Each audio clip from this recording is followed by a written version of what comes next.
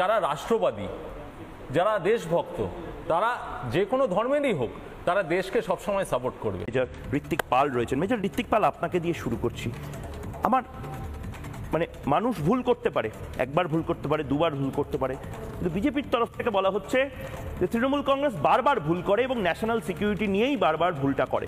কখনো সিমির সাথে নাম জড়িয়ে যায়, কখনো এরকম ধরনের মিছিলে বহু গ্রামকে গ্রাম, বহু জায়গাতে এই ধরনের মিছিলগুলো হচ্ছে এবং সেখানে তৃণমূল নেতাদের দেখা যাচ্ছে।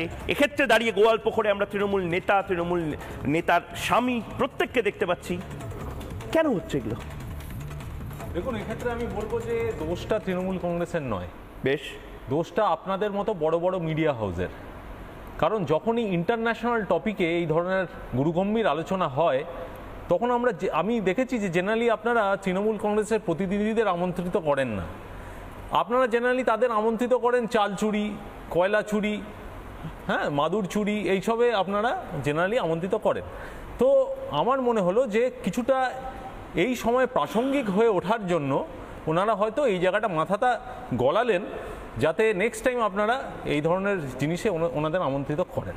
রাজপুত্র চন্দ্র রয়েছে তৃণমূল সমর্থক, যে রাজপুত্র ফুটেজ খাওয়ার জন্য কি এখন অপ্রয়োজনীয়ভাবে ন্যাশনাল সিকিউরিটিকে একটু হলেও একটা জায়গা তৈরি করে নিয়ে অনেক কিছু বলা আছে, উনি শেষ করে নিক বরং। না, তোমার অপমানিত বোধ হলো না তো? না, এটা সিরিয়াসলি নিলাম না ব্যাপারটা। বল মেজর ঋত্বিক পাল, বলুন। 1 মিনিট সময় দিচ্ছি। আপনার প্রশ্নের উত্তরটা আমি দিলাম। নেক্সট যদি আপনার কোনো প্রশ্ন থাকে। আমার একটাই প্রশ্ন এই ধরনের মিছিল এবং একদিকে যখন আমরা দেখতে পাচ্ছি হামাস বাহিনী কি করছে, হামাসদেরকে জঙ্গি বলতে সমস্যা কেন? লড়াইটা ইসরায়েল যে লড়ছে সেটা তো শুধুমাত্র ইসরায়েলের লড়াই নয়, পৃথিবীতে যেখানে যেখানে টেররিজম হচ্ছে তাদের প্রত্যেকের হয়তো উচিত ইসরায়েলকে সমর্থন করা। আমরা ইসরায়েলের ক্ষেত্রে দেখলাম যে সেখানে যারা যারা রুলিং পার্টি, যারা যারা অপোজিশন পার্টি, তারা এ সময় কিন্তু সবাই এক হয়ে গেছে। কিন্তু দুর্ভাগ্যের বিষয় আমাদের দেশে এটা ঘটছে না। আমাদের দেশে যখনই আমরা একটা নীতি নিয়ে এগোই, তখনই কিছু পার্টি চলে আসে যে তার বিরোধ করতে হবে। কেন বিরোধ করবে? কারণ দেশ যদি একটা নীতি নিয়ে এগোয়, তাদের দেশ বিরোধী কার্যকলাপ করতেই হবে। আর সেকেন্ড হচ্ছে যে এই পার্টিরা বুঝে গেছে যে আমাদের মাইনরিটি অ্যাপিসমেন্ট করতে হবে। আজকে যদি আমরা হামাসকে সাপোর্ট করি, তাহলে আমরা হয়তো মাইনরিটি একটা ভোট ব্যাংকের দিকে এগিয়ে যেতে পারি। কিন্তু ওনারা ভুলে গেছেন যে যারা রাষ্ট্রবাদী, যারা দেশভক্ত, তারা যে কোনো ধর্মেরই হোক, তারা দেশকে সবসময় সাপোর্ট করবে। তা সে পার্টিরা এই লুজ অ্যাপিসমেন্ট পলিটিক্স যতই খেলতে চাক না কেন, সেটাতে তারা সফল হবে না। জামাতুদ্দাওয়া উন্মাদ সংগঠন, কিন্তু হামাস নয়।